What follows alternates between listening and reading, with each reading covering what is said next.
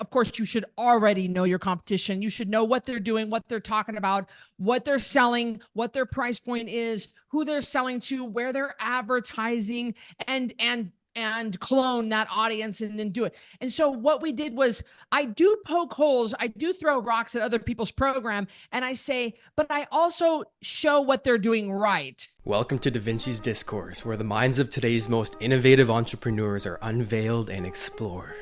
And my name is Kyle Campbell, your guide on this journey into the depths of the entrepreneurial psyche. So sit back, relax, and get ready to dive into the minds of the greats. This is Da Vinci's Discourse. So why don't you tell me a little bit about yourself? You've coached thousands of individuals. Tell me what you do and who you do it for, as though somebody watching has no idea who you are, the few people in the world.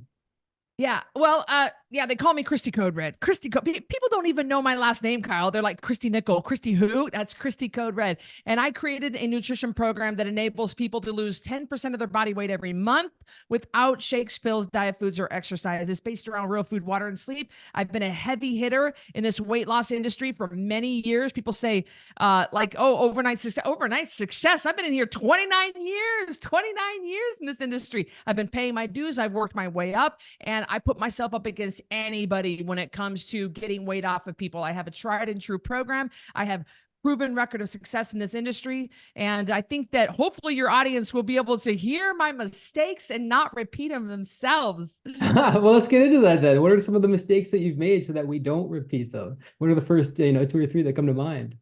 You're jumping right into the hard questions. Come on, baby, give it to me. I gotta tell you, like I went from I was in an office downtown Boise. I was in an office with no windows, and I had a really great weight loss program, but I was on Idaho State food stamps, and I didn't understand how to monetize. I didn't understand the power of the internet. I didn't understand how to market. I didn't understand it. I just had a weight loss program that got a lot of weight off of people with real food, water, and sleep.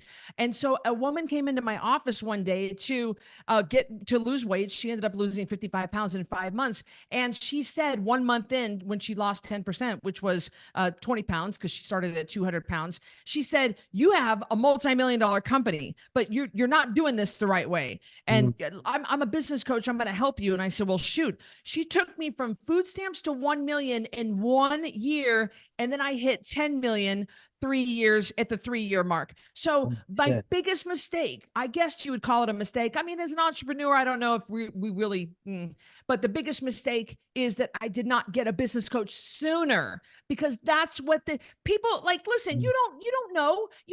Well, I got this. Well, look, you might be an expert in your field, but growing your business to a multi-million-dollar company, which I know is what all of you guys want.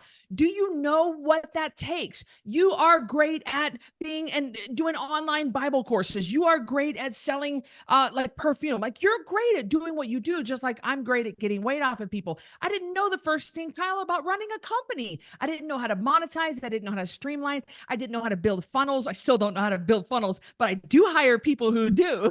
And that was a big mistake, is that I just did not understand I needed help. Once I got help, I took off like a rocket.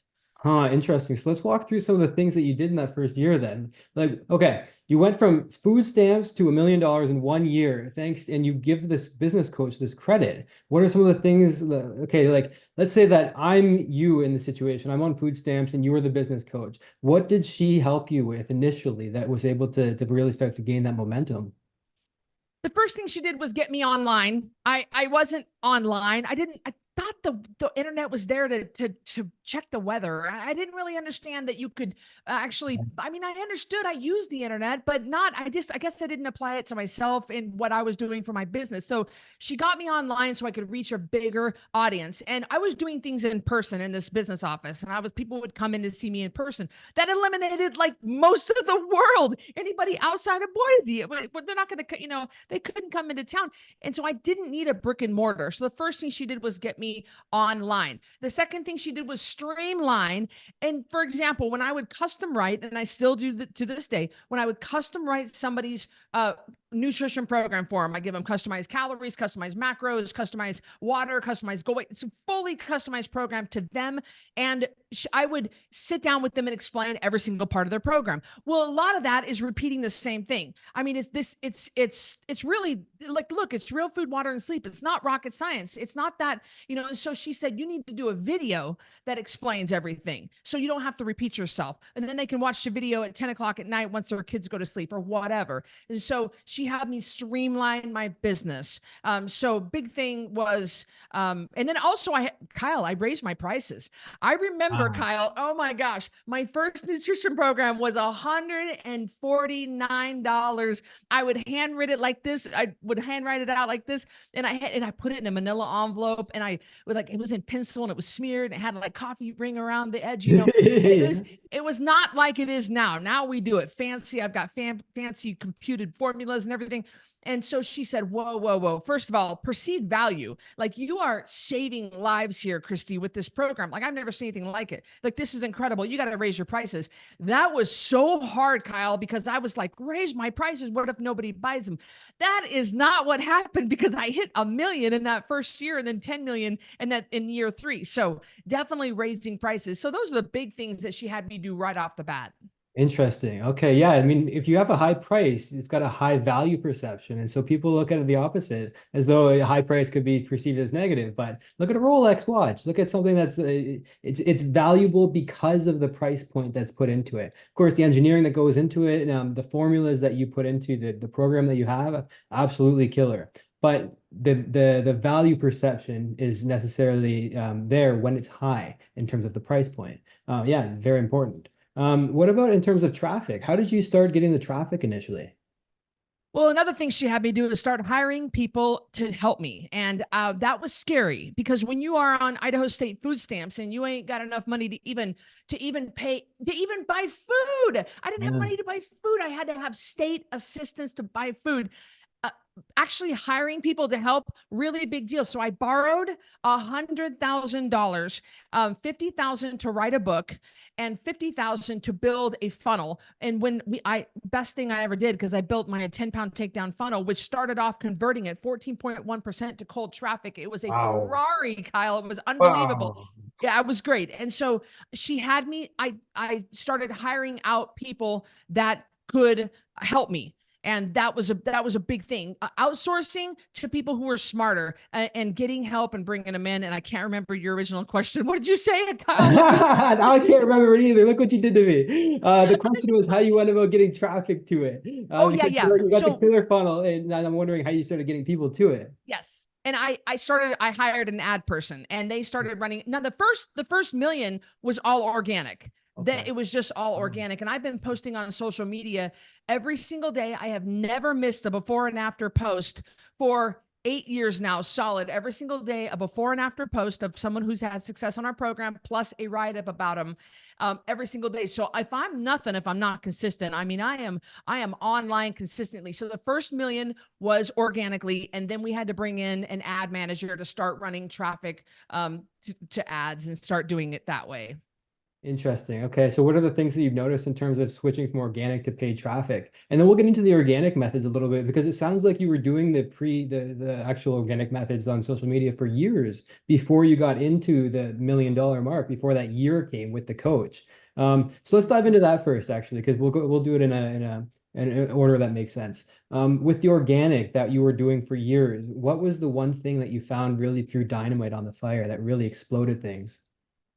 I do this presentation called my top 3 ways I made it from food stamps to 10 million in 3 years. And one of the big things is posting on social media. Now I get about 20 to 25% of my revenue from social media. So I ain't got a choice. I gotta post. And the biggest thing I think that, and you guys can see this about me right now, I hope you can notice that, is that you get the same Christy now talking to me right now, or if you were to see me in the 7-Eleven parking lot, or if you were to see me in a church, or if you were to see me sitting at my mom's house and just having coffee with her, it's the same Christy, and authenticity Authenticity wins every time. And I think that's what people buy things from people they know, like, and trust. So I've never held back. Now, you don't want to look like there's a difference between being vulnerable and being weak. I mean, you don't want to appear weak and unstable, because people won't invest in your company if you're unstable. But a little bit of vulnerability is good, kind of letting it all hang out a little bit, And so I think that was the biggest quality that drew people to me,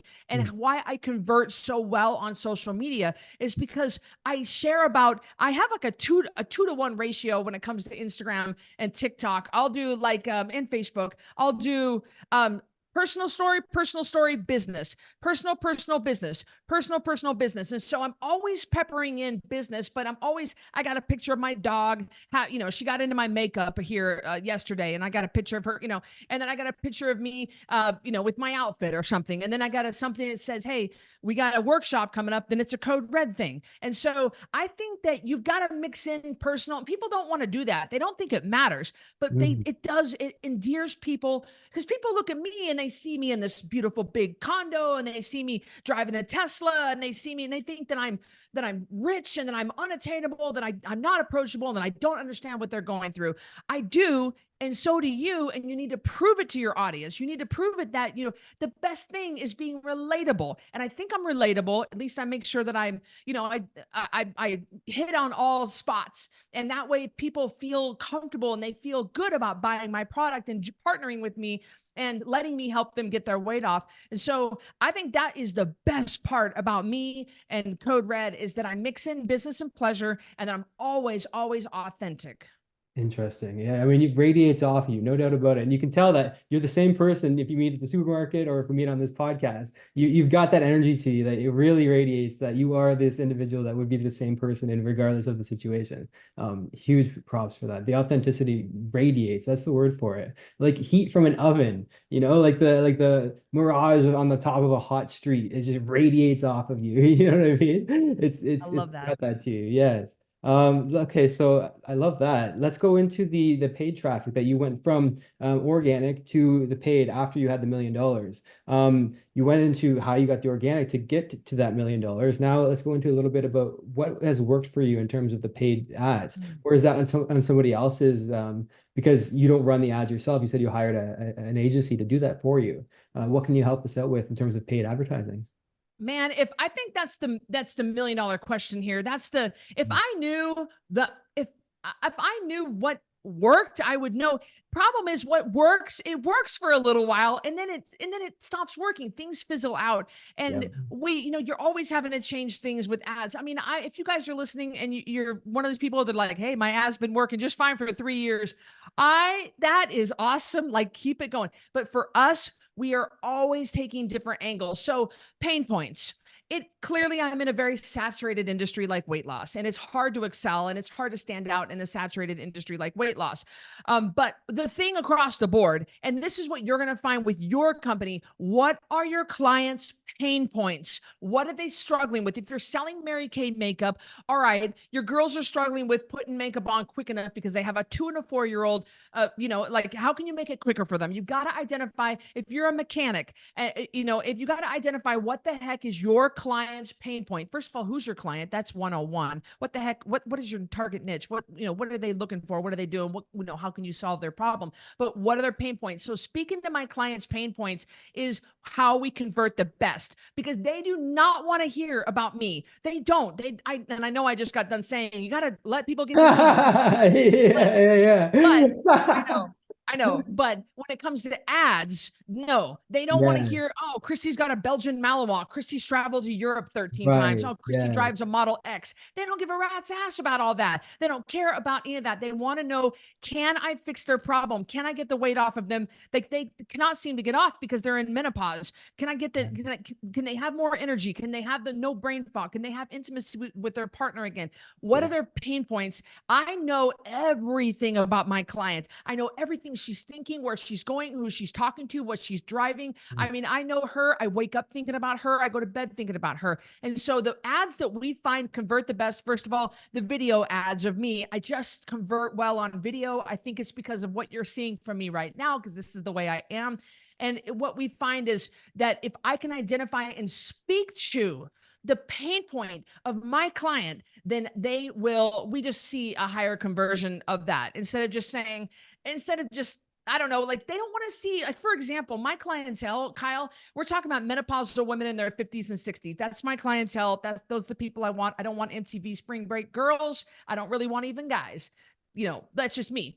I want menopausal women in their 50s and 60s. Give me all of them. I can fix them all. Hmm. They don't want to see, and I bodybuild. I just got done competing in a bodybuilding competition. But when I do these ads, I cover up my muscles because they don't want to see my muscles. It distracts them. They look at me and they say, I I can't get muscles like her. I don't even want muscles like her. Do I have to go to the gym? Does this mean I have to work out? What does she do to get these muscles? They're not even thinking. So what do? I wear a jacket like I have on right now. So you got to know what your clients' pain points are, what they're thinking when they're watching you. And I just speak to that. Keep it simple. Don't feel like you got to have a perfect green background and your makeup's got to be perfect. Your hair's got to be perfect. My dog, Kyle, walks around all the time behind me in ads. So one ad we ran, I was on the floor with my dog with my tripod set up, and I was actually petting her, and hair got in my mouth during the ad. People freaking loved it. They love it. They love when you're walking down the street. They love they love all that stuff. It's pattern interrupt because they're so saturated with videos. You got to stand out. Interesting. Yeah, it goes back to that authenticity that you were talking about. Yeah, that's fascinating. And what are some of the things that you found worked the best in terms of tactics with the ads? I mean, the authenticity, that is interesting because the dog hair in the mouth in an advertisement, that worked. What's the most successful ad that you ran? What is the most? Oh my God, you're talking. You're like, I, shit, I man. gotta tell you, There's one lots that of stands success. out. One that stands out in my mind is I've published 13 books now. I've published a lot. One was a bestseller, and then I published little books along the way. And I Yeah. have a cookbook that is over 2 pounds, and it's called the Code Red Cookbook. Let me tell you, Kyle, it ain't fancy. It is over 360 recipes, and it's all Christy approved, and it's black and white pages. There's no little pocket for your grandma's recipes. There are no shiny pictures. There are no shiny pages. It's not beautiful. It's just a utility, just a content. That's all it is. And it ain't fancy. I publish it myself. And let me tell you, it's got misspelled words in there. We didn't do a very good job editing it. And so what I did was I did an ad that threw rocks at my own cookbook, and I picked it up. Interesting. I picked it apart, and I was like, this ain't fancy. You're going to see the zucchini is misspelled in here. And I picked apart my cookbook, and I said, but when you've come home from a full day of work and you've got 3 kids freaking starving and you don't want to order Domino's pizza, you're not going to care that there's not a little pocket there. You're not going to care that there ain't no shiny pages. You're going to be thumbing through that and saying, zucchini, zucchini, zucchini. Where the heck? What can I do with zucchini? What can I do with my kids for spaghetti? What can I do with that's going to be healthy? That's going to make them feel good. That's not going to leave them on a sugar high. You don't care about that. And so by me poking holes and throwing rocks at my own product and making fun of my own product, for some reason, that ad just took off. I think there's something we could all learn from that. Again, it goes back to the authenticity, not trying to pretend like you're perfect, pretending that you're perfect is just a recipe for, triteness, trying to be similar to everybody else it goes back to the lack of authenticity, the lack of originality that you would have if you tried to be perfect. And so you're saying to lean into the negatives, and the negatives become the positives when you lean into them, which is very deep, very fascinating. Wow. Okay. What about some things in terms of well, we went into the organic, we went into the paid advertising. What about the funnels that have converted the best for you? Do you have any tips in terms of that? And then we can go into the offers after that. Yeah, my original 10-pound takedown funnel, Yes. it that converted at 14.1% to cold. It doesn't do that anymore. And it fizzled out eventually. I mean, I ran it for years, and we would get thousands of people into our 10-pound takedown, which means, we do them in the 30-day challenge. I spoke at Funnel Hacking Live in 2019 about my 10-pound takedown. I was the first person to ever do it. Maybe not the first person, but the first one. Russell said, hey, Christy, we need you to come and talk about this funnel. It's amazing because it was so unbelievably good. And so the way that it was originally designed, it just fizzled out eventually. So we gave it a facelift and we refreshed it, and we I don't know. We did some A/B testing on it. We did some split testing. We tried to find what look is going to, we messed with colors, we messed with font. We never quite gotten back to that conversion. And it's been frustrating over the years. I can sit here and say, oh, COVID, oh, the inflation, oh, I don't like to say that as an entrepreneur. It's my job to find a way around it. It's my job. We're not doing over $1 million a month in revenue anymore. I'm still rich. I'm still like living a Still life driving a that's Tesla amazing. Model X, baby. Come on. I'm still traveling and doing I'm still doing all that. I just am not doing over $1 million a month in revenue anymore. Now that came with a whole host that took 60 employees. It took a team of stress beyond words. So but I haven't had a product to be able to convert like that anymore. And so we've run lots of products. We do, what's doing really well now are workshops. So I'll teach this 60 to 90 minute workshop. And at the end, I'll pitch an offer that's around, anywhere from $400 to $1,000 at the end. I'll get people that pay $20 for a workshop ticket. I don't believe in free, Kyle. I don't think people value free. I don't like free webinars. I don't like anything free. I very, very rarely give anything away for free. I just don't like it. I just haven't seen that it does well. I don't know, whatever, maybe it does for you guys, but it doesn't for me. So I charge $20 for a ticket. You get a better audience, and then I'll get 300 people on a workshop, and then I'll teach something and pitch at the end. Very simple, very Russell, just a standard stack and everything. And I find that those really convert well. They do a really good job. And I try to do one of those a month, and it's it'll pull in 50 grand, in the first hour. And I'm happy with that. Not bad for an hour of my time. And I'm fine with that. That's good. Another thing is our retreats are doing really well. We have a Code Red retreat, and that's much higher. We're talking few $1,000s for that. But people, so what's the conclusion to land this plane? What people like, the more specialized attention, they'll pay more for, and I will too, as somebody, I always buy the VIP ticket. I always buy the diamond status. I'm always sitting in first class. Like, I want the best. I want the best service, the best attention. I want to be right near somebody that I want to learn from, right next to them. So a lot of my clients feel the same way. They will pay more for a smaller group setting or more for a more intimate experience. And so we're trying to cater towards that a little bit. We have VIP coaching. It's a higher price point. So, I used to do $10,000 things. I don't do those anymore, but I'm also not willing to do the work that it takes to deliver on that. And maybe some of you guys are listening and think I've got it all wrong. It's just been my experience. I'm just not really wanting to take on more stress anymore. I have plenty of money. I don't need to bring on more stress. So I do what I love. And this is kind of what I love. I'm not interested in providing one-on-one service much anymore, but I will provide a smaller group setting for a higher price point. Right. And so I'm wondering, how do you make it intimate when you have got so many people that you're catering to? How do you still include that intimacy when you're talking about dealing with thousands of people and still finding a way to have that intimacy generated? How do you do that? I have 20,000 people just in my Code Red app that I coach every week, and that are paying. How do you still $15 generate that intimacy in that? 20,000 people, that's a stadium packed full of people. And so right. How do you really get that connection with each individual at that scale? I'm so thankful for that. Now, 20,000 people don't tune in for the lives, but we have a lot of people who tune in for the lives. How do I handle it? I have help.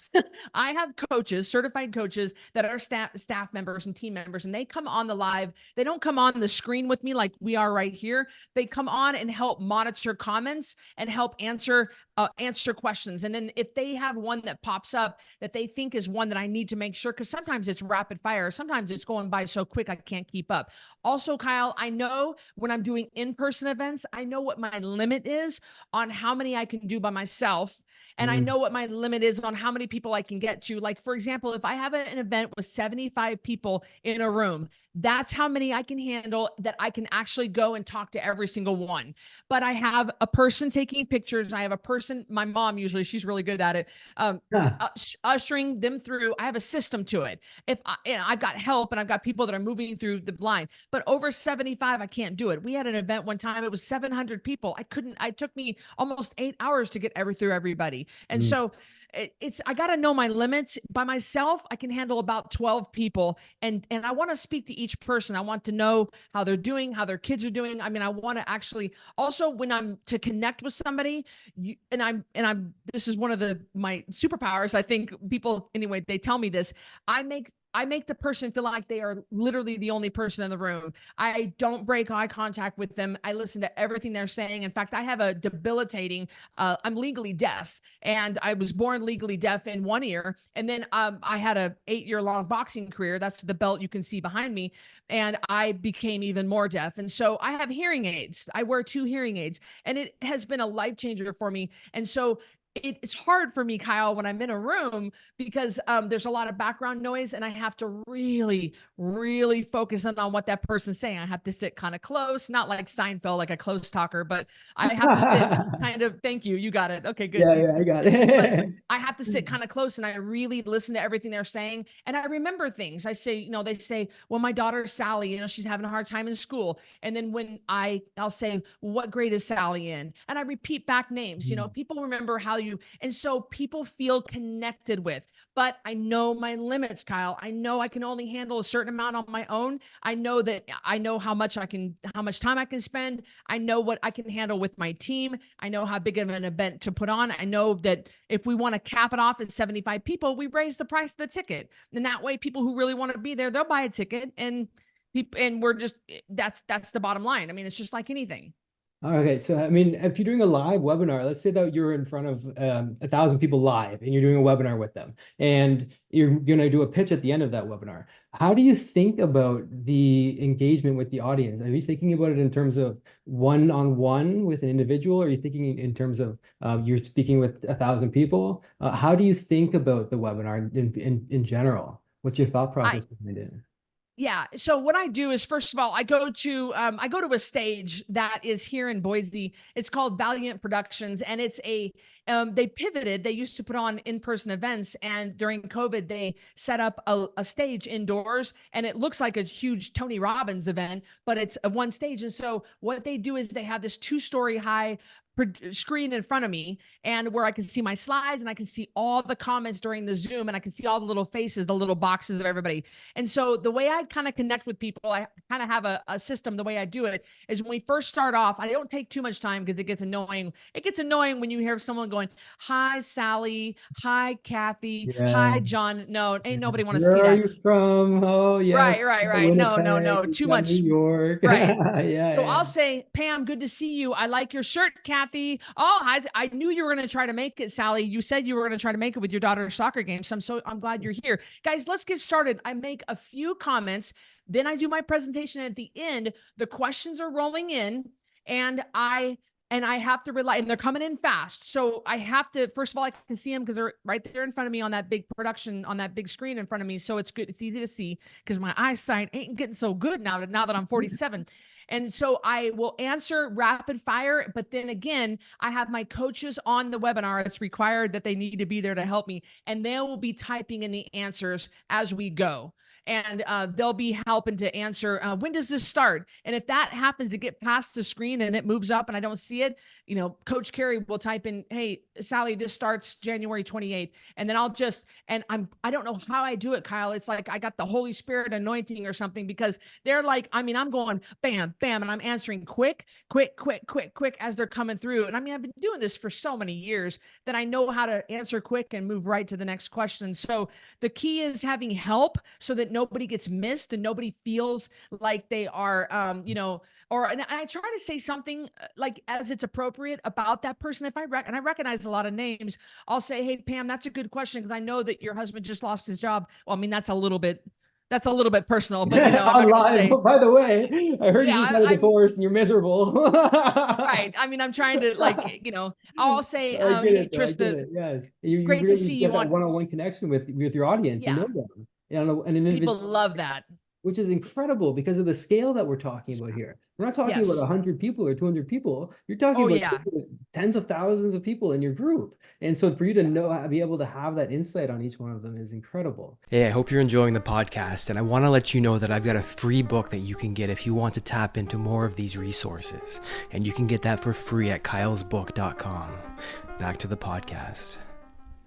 What about moving into the pitch? How do you think about the that transition from the content to the pitch? Because a lot of people, when they get into that pitch, they say, "Oh shit, here we go," and then they go down, and then they get silent, and they're really slow, and they're or fast, and it goes Yeah. downhill from there, right? And you can see the sound waves because the whole webinar, it's good, they're loud, they're excited, they're having a good time, and then the pitch comes and it goes, blah, So how 100%. do you Yeah. look at that pitch transition? I've done so many of this and I've gotten so much better at this. I'm always seeding my offer throughout the presentation. Your presentation obviously needs to lead right into, and if you do it right, then they're going to be just salivating, wanting to know what they can offer, what you can offer to solve their problem. So the whole presentation, of course, is seeding, and it's I'm listing all the problems that I know they're having, and so the transition is tricky. You got to have that transition. So I do some sort of a transition slide. I'm making this up, but I don't even, I can't even think of the transition slide, but I do some sort of a transition slide and I don't slow down.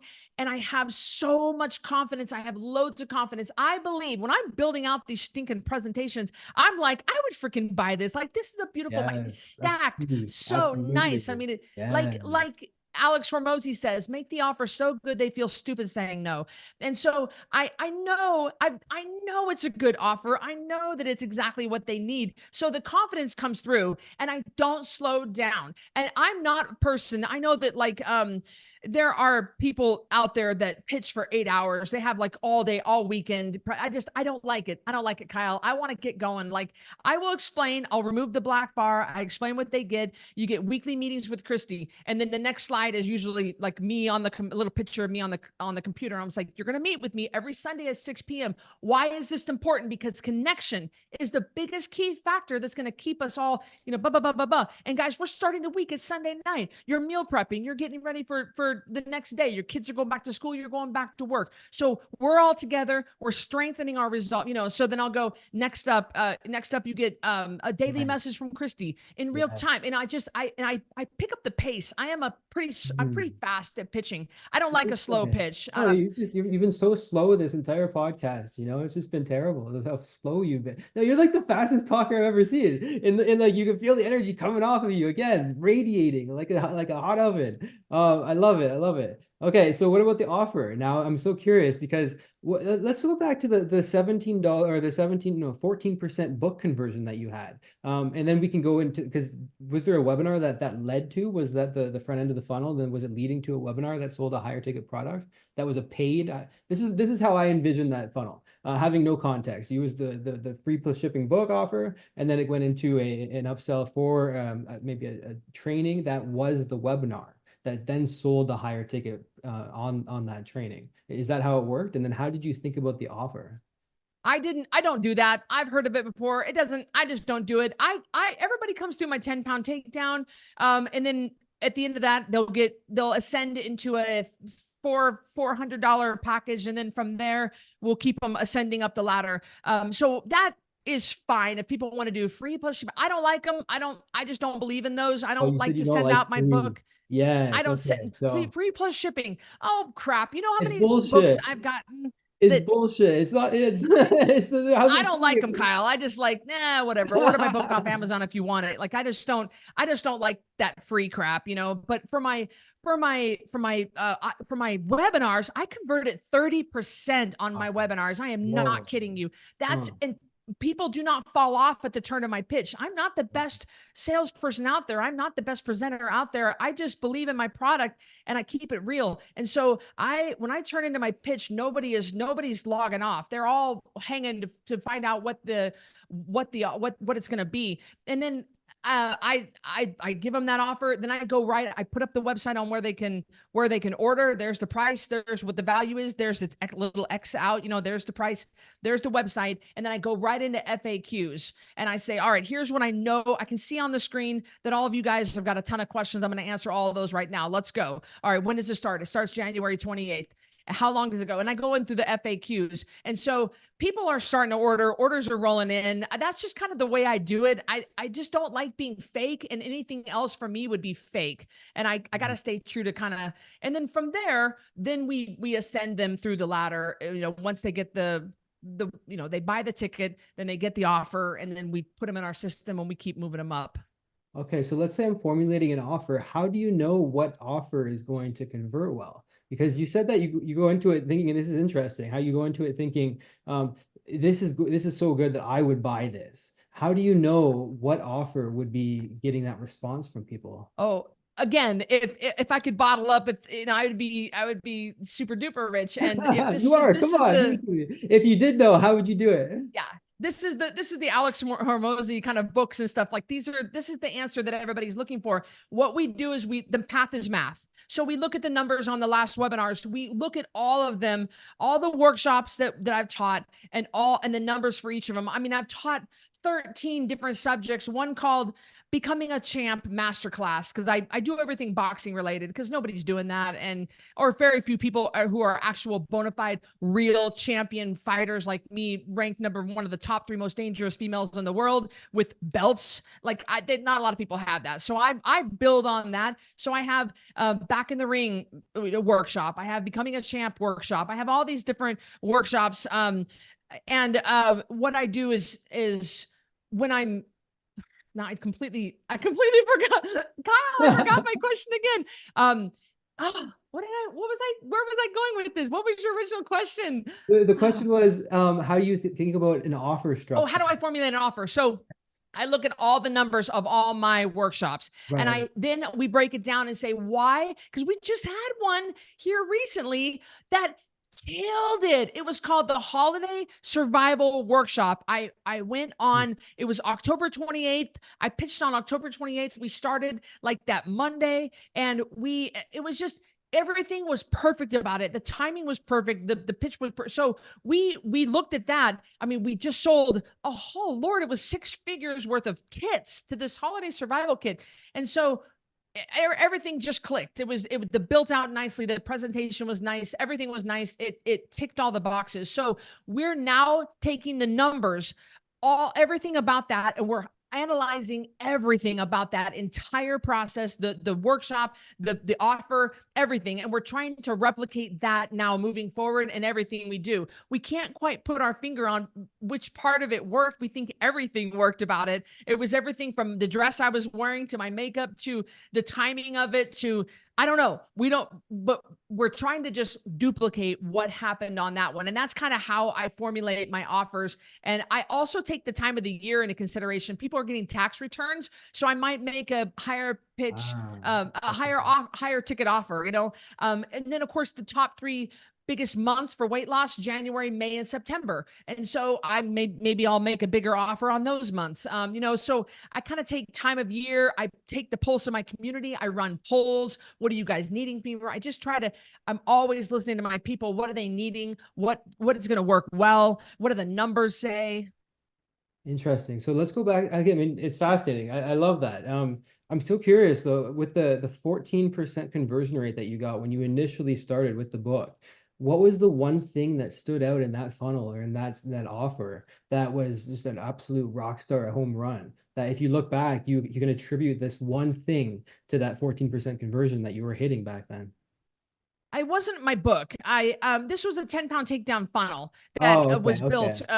Built back in 2016. My book was 2017. That's why. So this was the 10-pound takedown, the number 10 POUND takedown.com. And that's what I've run everything through ever since 2016. And so it just was a great price point. You get, all the things in it that you get for $47. You get the daily live videos, you get the tracking sheets, you get the homework assignments, you get a chance to win 3 prizes. Like you get swag that's exclusive just to the challenge, and you get a place where you can, a community. And so it just seemed to work. Everything we were offering them really seemed to work. And then of course you have to have a staff to manage that whole challenge, to constantly coach in there and police it.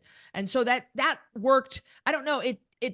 The funnel itself was beautiful, the way that it was created, the colors that were used, the pictures that were used, the way that it was designed. I mean, it was genius. It was really, really good. And then it wasn't. And then we had to change it.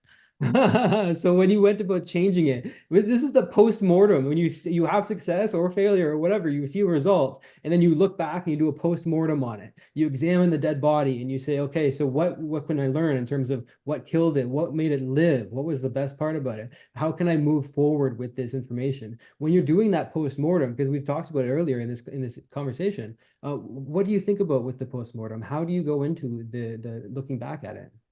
I wish I could remember I had a team of people that were picking it apart and figuring out what is going on. Why is this? Why is it just run its course? Has it Right. just gotten old?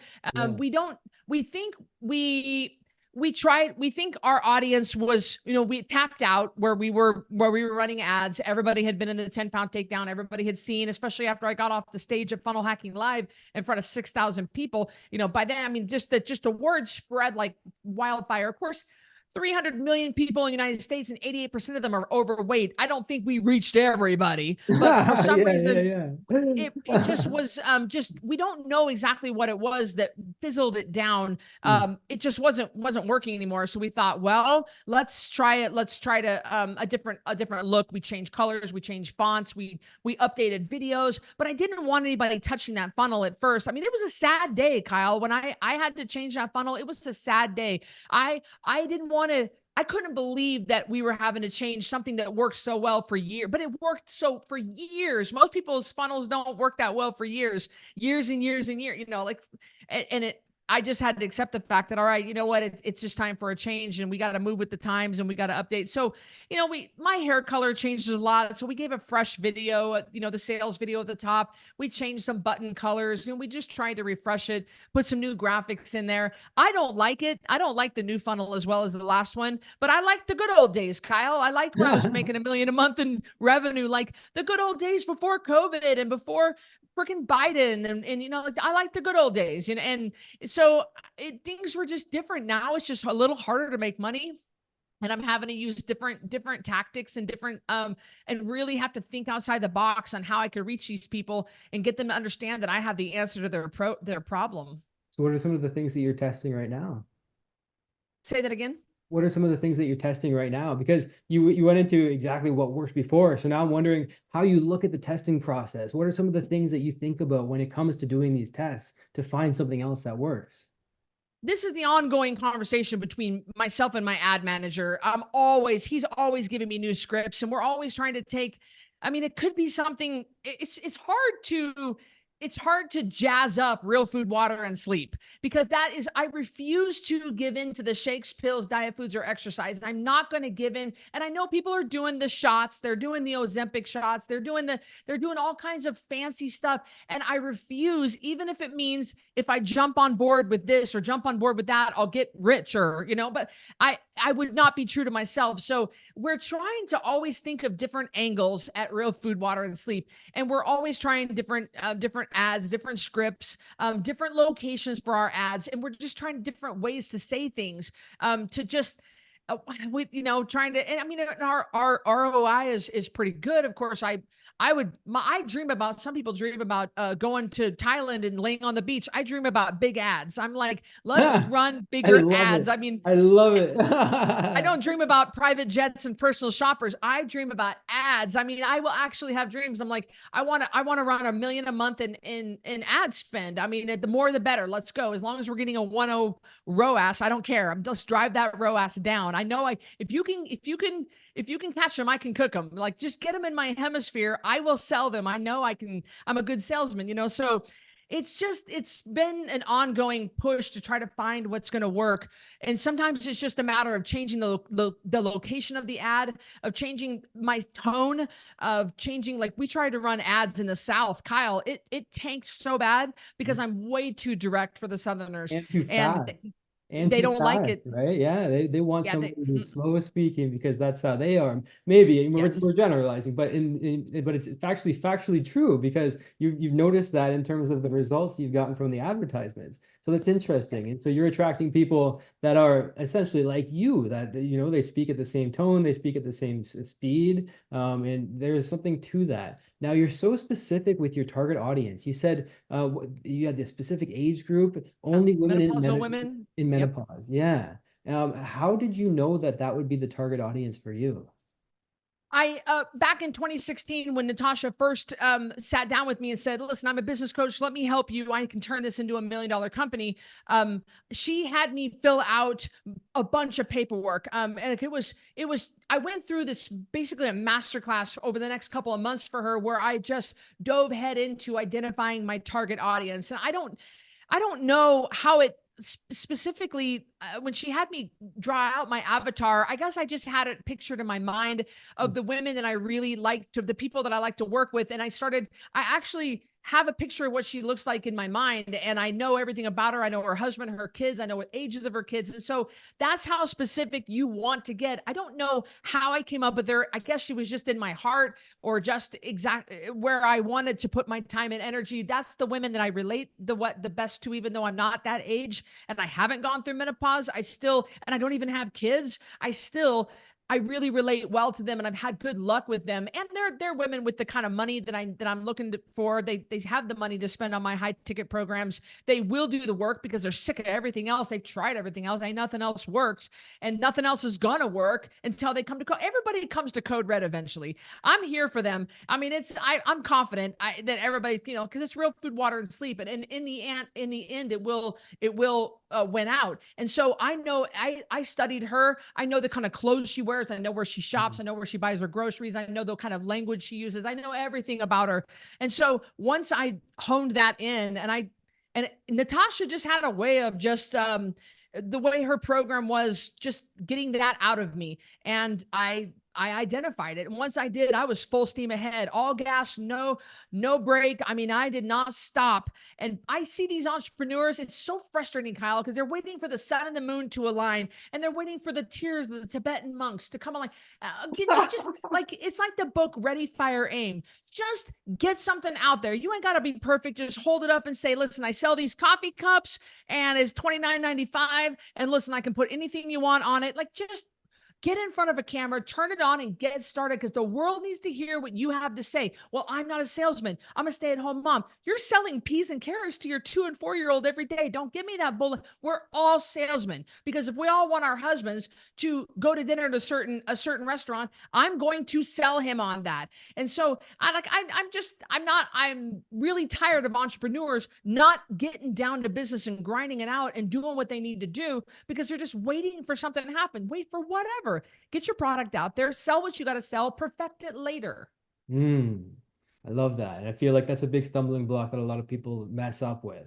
Okay, so I want to talk about the fundamentals that you go into, because you're essentially selling food, water, and the basic things that aren't fancy. They're not some jazzed up sort of pill or some magic shot that you take and all of a sudden you lose 50 pounds. You're talking about fundamentals. And I feel like a lot of people who have any kind of product, any kind of service, they're selling what people want, but giving them what they need. And so that's exactly what you are doing. You're giving them what they need, but you're finding a way to, and it's obviously working very well. You're finding a way to position it as what they want. How do you think about selling fundamentals like that? Well, you got to have the proof to back it up. And people lose just as much weight with Code Red as they do with bariatric surgery. And so when I bring up the facts and I actually can prove it to people, because people don't believe what they hear, they believe what they see. You got to have pictures. You got to have proof. You got to have blood work for people. You got to have numbers. You got to have actual proof. I mean, I had a lady get in a DEXA scan. That's, for those of you guys who don't know, it's a machine that you lay on. It's like a tanning bed looking thing, and it scans your body and it shows what your bone density is, what your body fat is, and stuff like that. I had a lady that sent me her DEXA scan before and after Code Red. We've run ads to that, Kyle, because it's so powerful. People need to see photos. So you got to have proof. You got to be able to prove that your method works. And that's where my confidence comes. People say, why are you so confident? Because I've got proof that my method works. And so it's real food, water, and sleep. It's not sexy. And even to this day, people don't believe that that just can't be true. It can't be true. It is true. And it's the proper human diet. And so what we do is we constantly bring up and compare code red to other programs and show, because you got to get weight off people quickly, but still that they're not like so quickly that they're in the ER or something, not like I have a tapeworm or I'm snorting coke kind of quickly, Yeah, no like you're kidding. like, oh, you got cancer or something, like, whoa, you're losing weight quick, not that kind of way. Because when you're doing it with steak and asparagus and eggs and bacon, you're gonna look good. If you're doing it with Ozempic, you're gonna look gray and gaunt, so that's the thing. So we're always comparing code red to the latest fad, like semaglutide, those weight loss shots, and we're always saying how we do a better job than they do in the same amount of time. Weight loss, a third of our clients are weight loss surgery survivors, and then my own sister is a weight loss surgery survivor and lost over 100 pounds and kept it off for over a dozen years. So we're always bringing up people and proof. And so like my podcast is ranked number 37 in all health, weight loss and fitness podcast in the world, in North America or whatever it is. And so I'm always having people on who have lived it and they can prove that it works. And so proof is huge. And we work our butts off at Code Red to prove that we can do it better and cheaper and in just as much time as anybody else. You tapped into something so amazing there. You're talking about positioning yourself against your competitors in such a way that it's because you're in a tricky situation. Is so difficult to sell fundamentals when other people are selling a magic pill, and you've managed to pull that off. And the way you've done it is, and correct me if I'm wrong, is by comparing your product, what you're doing, how you're helping people, using that proof that you talked about with how other people are doing it. What are some of the ways that you compare and make these comparisons in a way that anybody who's listening would be able to model with their own business? How do you make these comparisons so that you've got that positioning in the marketplace? You've got to know your competition. Yeah. I did a series on my podcast about Code Red versus blank. And I took all my competitors, Weight Watchers, Nutrisystem, Body, whatever, I took them all. And we went side by side. So I think what you can do in your industry is know your competition. Of course, you should already know your competition. You should know what they're doing, what they're talking about, what they're selling, what their price point is, who they're selling to, where they're advertising, and clone that audience and then do it. And so what we did was I do poke holes. I do throw rocks at other people's program. And I say, but I also show what they're doing right. So that makes me look authentic. I do think I do think that Weight Watchers are doing some things right. I'll say, this is what I like about what they're doing, this and this. This is what I think is going to, like keto, for example. People say, oh, keto's great. Keto's great. And then it stops working on people. So I'll say, yeah, keto's saving lives because it gets you off all that sugar, and high sugar drives disease and cancer. We know this. It's not controversial. So then what? What do you do? Because you want to lose weight and you're not losing weight with keto. Your blood sugars are good, but you ain't losing no weight. And ain't nobody want to use this seatbelt extender forever. So then I say, this is what they're doing right. This is what they're doing wrong. And this is what we can do to help you. And so by me being honest, I don't look defensive. I just look like I'm stating the facts, and people are more likely to trust me. So I like advertise. I see ads for comparing like different electrolytes or something, and they'll say, this is what the competitor does, and this is what we do. And the competitor, you can see they do admit that they do some things right. We do more right. And so I like when people are honest. Again, honesty and authenticity beats out every time. And so by just being honest about, yeah, our competitors have some things figured out, but we've got more figured out. So do you mention the things that they're doing right before you go into what they're doing wrong? Because I don't know. The order is I think crucial. How do you think about that? I don't know. Yeah, I don't know. Maybe the order is crucial and maybe I've gotten it wrong. I don't know. On my podcast, I'm very unscripted. I'm just like this. I think when I did the podcast, like Code Red versus, Beachbody, for example, they do a lot of things right. But they have you drinking a whole bunch of bull crap shakes and stuff, and it gets expensive. And it's like, what happens if you're somewhere and you ain't got their shake with you? What are you going to do? You got to eat at a C-store. You don't even know what to do.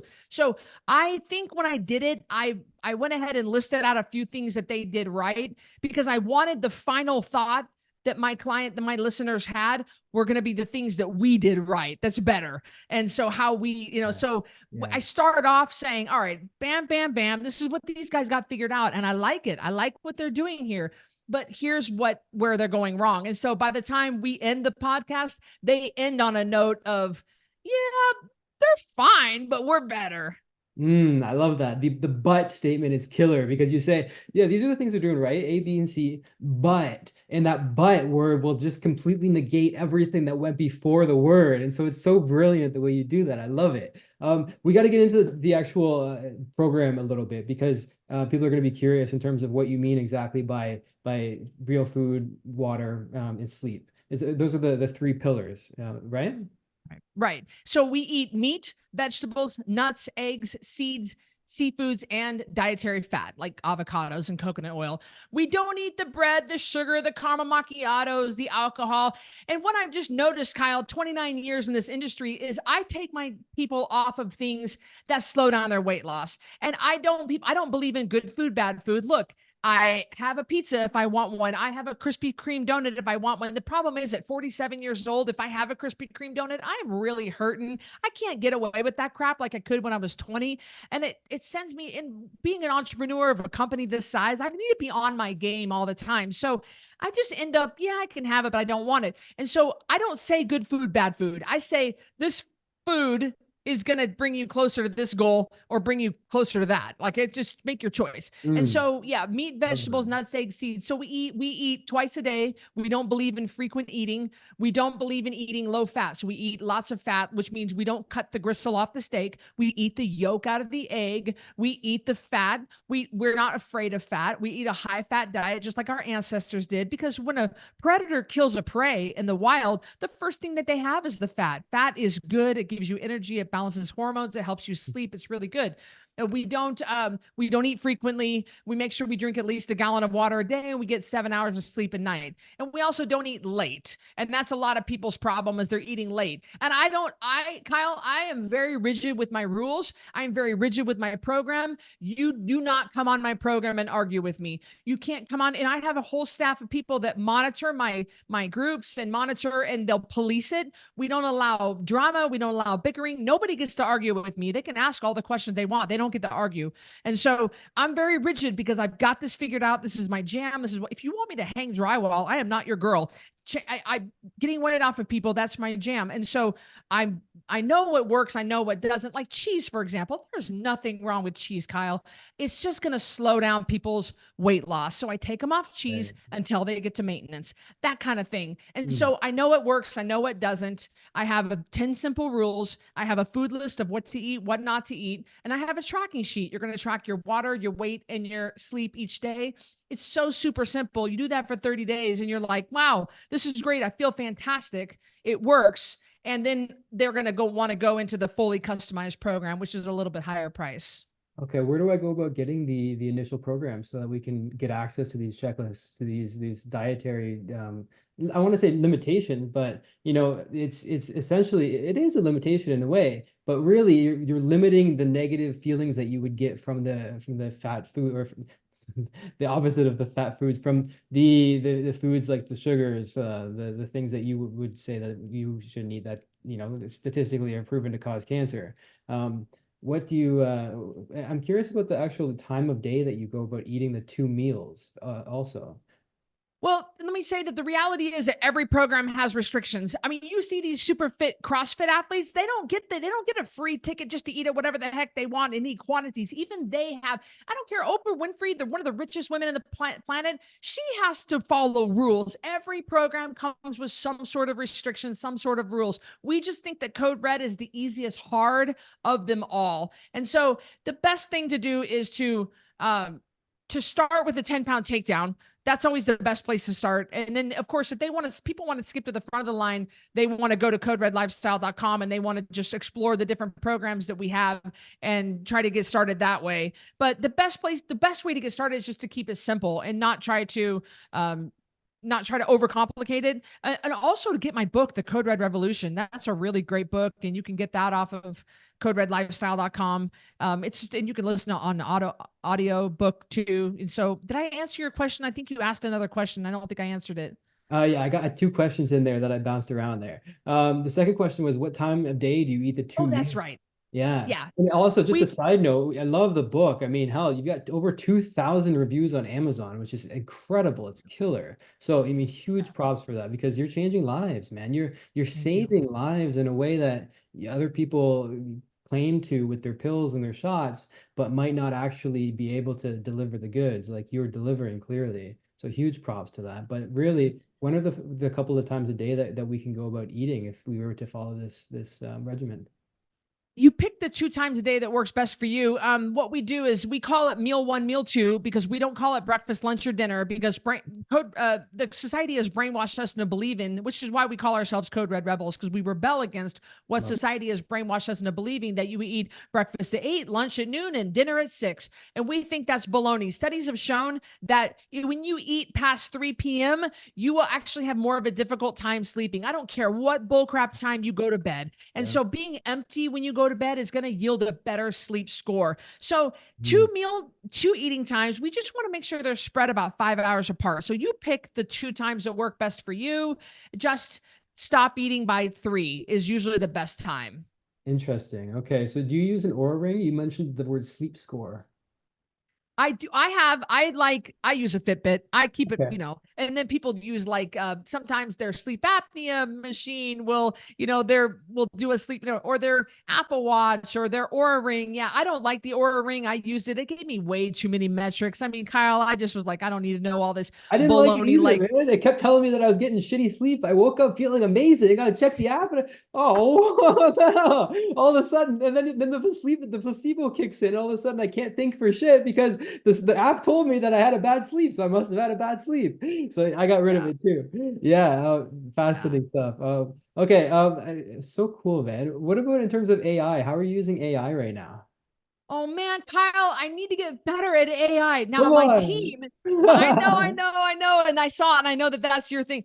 My team uses AI, and the guy that produces my podcast, and they all use AI, and I usually just ask them to please do it for me, and that's what they. But so I need to. In fact, I need to create a presentation. I'm presenting down in Miami next week on a big health summit, and I haven't written my presentation yet because Kyle, I'm just not, and I need to ask AI to help me with that. I know they could do a better presentation than I could. So I wish I could say that I'm more comfortable with it than I am, and maybe it's just my generation or something. But my team uses it. I'm not as good at it. When it comes to your presentation, one of the things that I'd recommend is saying, what are the best questions to ChatGPT? What are the best questions that I could ask to generate this presentation? Because the quality of the question is going to dictate the quality of the answer, the same way as it does in this podcast, right? If I muck up a question, then it's going to be a mucked up answer, except for you, because all your answers are killer. Are you? Unless I forget all the questions that you asked me because I keep Okay, because rabbit holing. Sorry, I've Kyle. somehow managed to remember them, which is a miracle. So we both got the ADD kicking off. But that's one of the things I'd recommend with ChatGPT is saying, what are the best questions that I could ask to generate this? Instead of asking it to generate it, you go into the questions first, and then you can start working backwards with the answers. Because that to me is the best way to use ChatGPT. It's fascinating. Yeah, we're using it to write books. We're using it to write sales letters, all kinds of things. And the copy we're getting out of it, Kristen, is so freaking cool. It's amazing. I can't believe it. So yeah. Anything else that I should have asked but didn't? Anything that you'd like to add in, to throw in? What do you got for me? Geez, I don't know. I don't think we covered a lot, didn't we? That was really fun. I think that a lot of you guys, I do want to say that, man, I have been through over the past 13 years that I've been doing Code Red like this. I have been through some crap, you guys, some serious crap. My shipping, we ship 1 to 200 pieces a day of my supplements. I have my own private supplement line of high quality supplements, and that is the more SKUs you have, the more stress you have. And so it's everything from firing an employee to, you say one of the biggest mistakes, I try not to have regrets, but I do regret not firing an employee as soon as I knew they needed to be fired, as soon as I had that gut reaction. So guys, you're going to go through crap. You will go through crap. Most people give up, and you're going to feel like giving up. And if you know the world needs to hear what you have to say, you've got to hang in there. You got to shift, you got to pivot, whatever it takes. Don't get overcomplicated, but don't give up on it.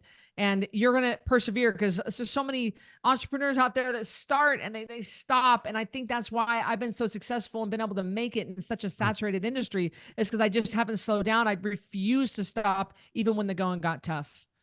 Wow. Yeah, I feel like that's the only thing that you need for success. If you just keep on going. Alex Hormozi talks about it in the end of his last book, the die. There's an analogy where you throw a die, and the result of the die throw is the result of the I'm gonna muck it up, but at the end of Alex Hormozi's last book, it's an incredible analogy, and it goes into how if you never give up, you're eventually gonna hit the side where your dice is most of the throws you throw are successes, whereas at the beginning they're all failures. Let's leave it with that, Christy. It's been an absolute pleasure. Christy Code Red, I love it. Thank you so much for joining me. It's been an absolute joy. This was fun. Thank you. All right, I hope you enjoyed that podcast episode, and if you want to get a free copy of my book, go to kylesbook.com and you can get a copy there. I'll talk with you soon.